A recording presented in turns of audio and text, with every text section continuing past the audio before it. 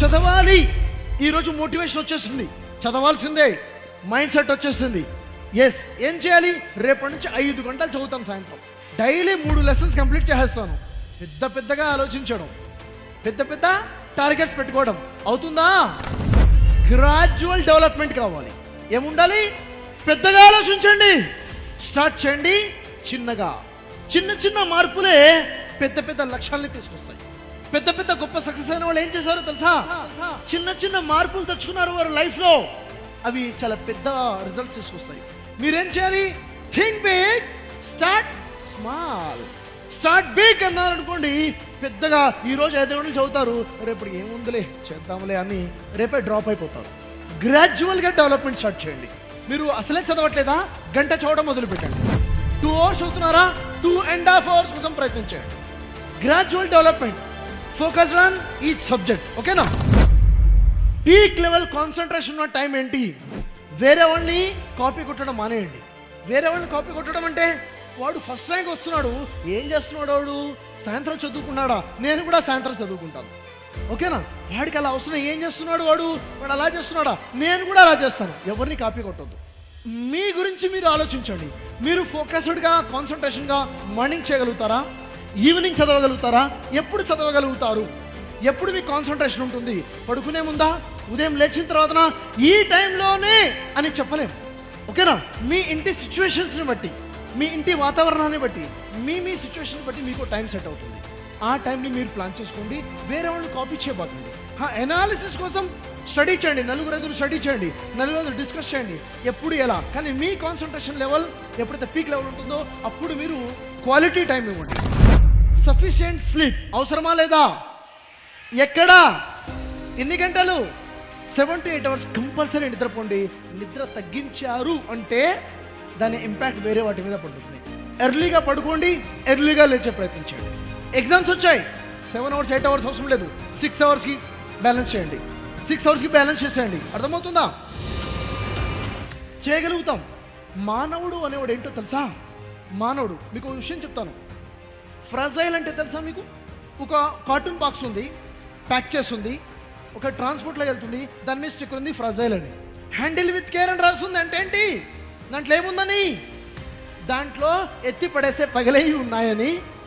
అవునా? దాని మీద ప్రెజర్ పడితే ఖరాబ్ అయ్యే ఎలక్ట్రికల్ ఐటము, గాజు ఐటమ్స్ ఉన్నాయని. అవునా? ఫ్రజైల్ ఐటమ్స్ ఉన్నాయి. Handle with care. ఇంకొకటి ఉంది, దాంట్లో యాంటీ ఫ్రజైల్ అని రాస్తుంది. అంటే ఏముందని? ఏముండొచ్చు? దీంట్లో గాజు వస్తువులు ఉన్నాయి, ఎలక్ట్రికల్ వస్తువులు ఉన్నాయి, ప్లాస్టిక్ వస్తువులు ఉన్నాయి, పగిలిపోతాయి, ఇరిగిపోతాయి, బెండ్ అయిపోతాయి. కాబట్టి జాగ్రత్తగా చూసుకోవాలి. ఇది యాంటీ ఫ్రాజైల్ అని ఉంది అంటే ఏముందని? దీంట్లో స్టీల్ వస్తువులు ఉన్నాయి, ఎంత పడేసినా ఏం కాదు. దీంట్లో ఐరన్ వస్తువులు ఉన్నాయి, ఎంత ఒత్తినా ఎరగవు. అంతే కదా? కాదు. నెగిటివ్కి ఆపోజిట్ వర్డ్ ఏంటి? నెగిటివ్కి ఆపోజిట్ వర్డ్ పాజిటివ్. నెగిటివ్కి ఆపోజిట్ వర్డ్ న్యూట్రల్ అవుతుందా? మధ్యలో న్యూట్రల్ ఉంది, ఇక్కడ నెగిటివ్ ఉంది. దీనికి ఆపోజిట్ వర్డ్ పాజిటివ్. చూడండి, ఫ్రజైల్ అంటే ఒత్తుతే పగిలిపోతుంది, అంటే పగలదు అంటే న్యూట్రల్ కదా. ఎంత ఒత్తుతే ఎంత గట్టిగా తయారవుతుంది, ఎంత ప్రెజర్ ఎంత స్ట్రాంగ్గా తయారవుతుంది. ఇది ఆపోజిట్. అవునా? యాంటీ ఫ్రజైల్కి ఎగ్జాంపుల్ ఏమైనా ఉందా? ఫ్రజైల్కి ఎగ్జాంపుల్ చూశారు, యాంటీ ఫ్రజైల్ ఎగ్జాంపుల్ ఏమైనా ఉందా? ద బెస్ట్ ఎగ్జాంపుల్ ఏమైనా ఉందంటే హ్యూమన్ బీయింగ్, మనమే.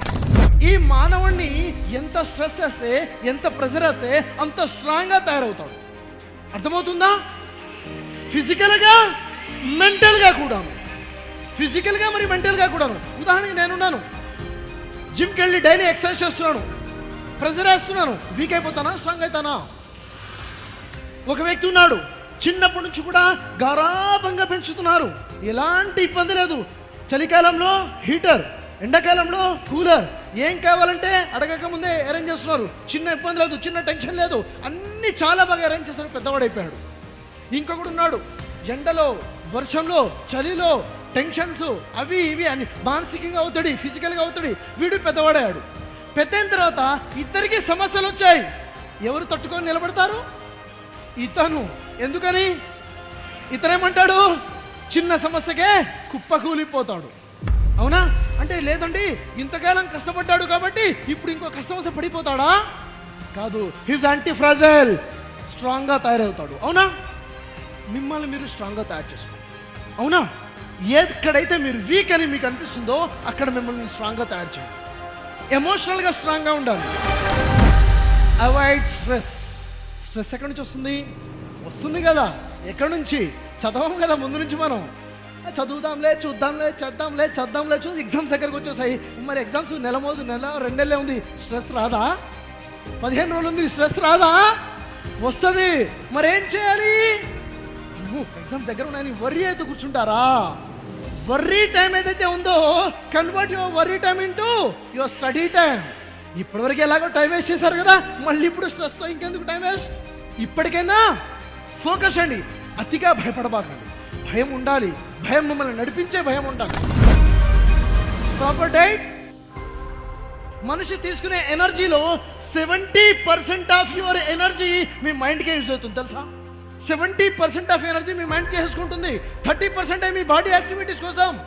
మరి మీరు బాగా ఫోకస్గా చదవాలంటే, మెమరీ ఉండాలంటే, రీకాల్ చేసుకోవాలంటే దానికి ఎనర్జీ కావాలా వద్దా? దానికోసం ఏం చేయాలి? పఫ్లు, బర్గర్లు, నూడిల్స్ తగ్గించి క్వాలిటీ డైట్ తీసుకోవాలి. గ్రీన్ వెజిటబుల్స్ కానివ్వండి, ఎల్లో వెజిటబుల్స్ కానివ్వండి, మంచి ప్రోటీన్స్ ఉన్నవి కానివ్వండి తినామని ఒకళ్ళు చెప్పాల్సిన అవసరం లేదు. మన డైట్ గురించి మనం కేర్ తీసుకోగలాలి. మన హెల్త్ కాన్షియస్నెస్ మనకు ఉండాలి. చదవటం అంటే క్లాస్లో ఫస్ట్ ర్యాంక్ రావడం కాదు, హెల్తీగా ఉండడం కూడా ఫస్ట్ ర్యాంకే.